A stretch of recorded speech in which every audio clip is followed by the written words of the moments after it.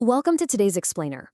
We're stepping away from the usual data points right now to unpack something profoundly different. We're diving into a dramatic fable.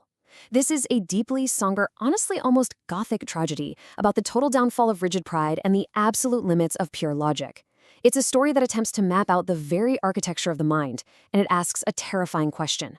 What actually happens when we try to completely conquer the chaos of reality? Think of this as the architecture of absurdity, a dark parable about a mind that literally built its own prison. To really understand our protagonist here, we've got to try looking through his eyes. When he gazed out at the vibrant, churning miracle of the universe, he didn't see beauty. He saw what he called a tasteless broth. To him, the universe wasn't some marvel to be experienced. It was just a meaningless error. The constant motion, the unpredictability, the beautiful, wild mess of existence, it deeply, fundamentally offended his sense of order. He carried this cold, clinical worldview that left absolutely zero room for wonder. So who exactly was this protagonist? He's known as the last thinker.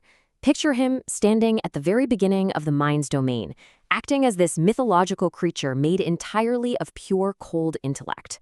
He deliberately took on the cynical gaze of a figure known as Sinos the Pale Cynic. But here's the crucial part. Beneath all that icy exterior, there wasn't strength. It was dread. He was driven by a deep, hollow fear of cosmic chaos. Every single unpredictable element of the universe completely terrified him, and that sheer terror became the driving engine for everything he built next. Because of that fear, his goal became entirely singular. He wanted to impose absolute static control over the void. Since he couldn't handle the ancient, messy mischief of reality, he decided, well, he would simply replace it. His grand ambition was to overwrite the fluid nature of the universe with a permanent, completely unchanging blueprint. He quite literally wanted to freeze existence itself, just so nothing could ever surprise him again. And his method for doing this was systematic and honestly ruthless.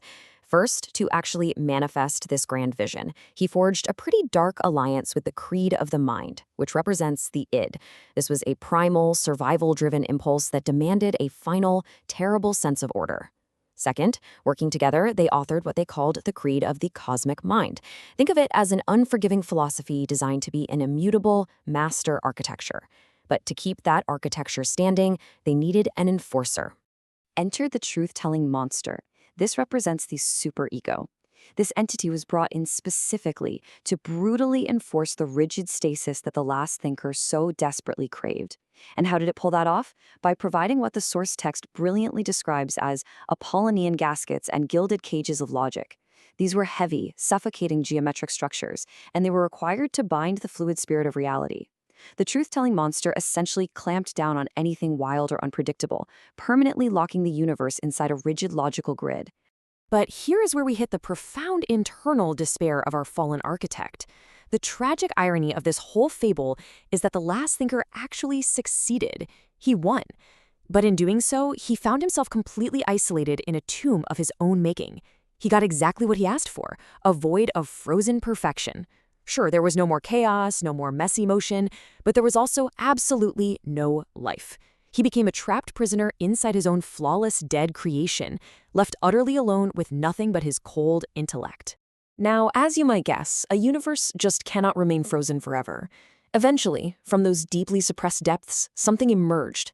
It's called the wit, representing the ego.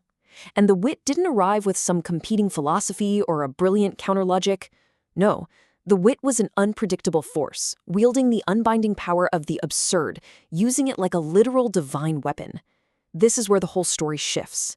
The rigid intellect had planned for every possible logical attack, but it was completely, hopelessly defenseless against the sheer, raw power of absurdity. The wit's weapon of choice was impossibly simple. It was laughter. But we're not talking about a polite chuckle. This laugh functioned as a jagged blade.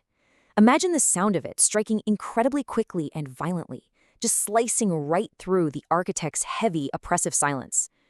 With every single strike of that laughter, the rigid, geometric structures of the mind started to shatter. The unyielding silence of the void was violently pierced and broken apart by something as simple and as wonderfully chaotic as a laugh. You can really feel the creeping dread of the last thinker setting in right about now. Because the wit didn't stop at breaking the silence. It systematically started peeling away those intricate, gilded cages like dead skin. It's a very visceral image. The heavy armor of logic, that permanent blueprint the last thinker had sacrificed literally everything to build, was just effortlessly removed.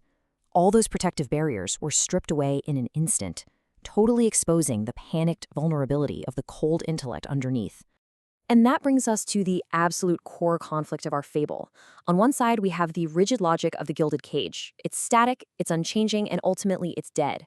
On the other side, we have the wild, fluid spirit of becoming. What the wit undeniably proved by destroying those cages is that these two forces are fundamentally incompatible. The rigid structures of the intellect simply cannot bridle the fluid nature of truth. You literally cannot cage the act of becoming. Which naturally leads us to the total collapse of the architect's hubris. That grand, unforgiving philosophy, the creed of the cosmic mind, was suddenly exposed as nothing more than a contract written in disappearing ink. The rigid laws he relied on just vanished into thin air, leaving the cosmic page utterly blank. The master architecture completely failed, and that grim mental fortress, which once stood as this massive monument to absolute truth, began to undergo a terrifying, radical transformation. Because the fortress didn't just fall down, it morphed. It was transformed into this bleeding, vibrant, surreal playhouse. Inside this newly chaotic space, logic didn't just abruptly end. It suffered a slow, colorful death. All of the last thinker's incredibly precise calculations fermented, literally melting right back into that exact same broth of meaningless motion he had originally despised so much. His frozen perfection thawed out into a beautiful, terrifying mess. So, what becomes of the last thinker? Stripped of all his unearned majesty, his authority completely and totally shattered, he's just left alone in the wreckage. Right there amidst the colorful, melting ruins of his once flawless creation, he is condemned to perform a perpetual grave dance. It is a stunningly pathetic and haunting image, isn't it? An architect endlessly dancing on the grave of his own rigid pride. Through this agonizing defeat, the last thinker is forced into a crushing final realization. He realizes that the spirit moves only within the dark, fertile ground of the void.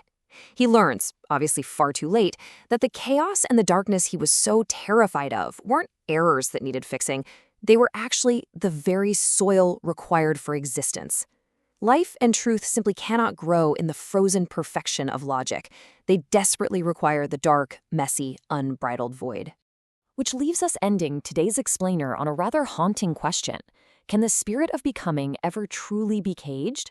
This Gothic tragedy serves as a profound reminder of the danger of elevating cold intellect over the vibrant, messy chaos of reality. The last thinker tried his hardest to lock the universe in a logical cage, and he only ended up a prisoner dancing on his own ruins. Let the scholarly weight of that lesson sit with you for a bit. Thank you so much for joining me to explore this incredibly powerful narrative, and I will see you in the next explainer.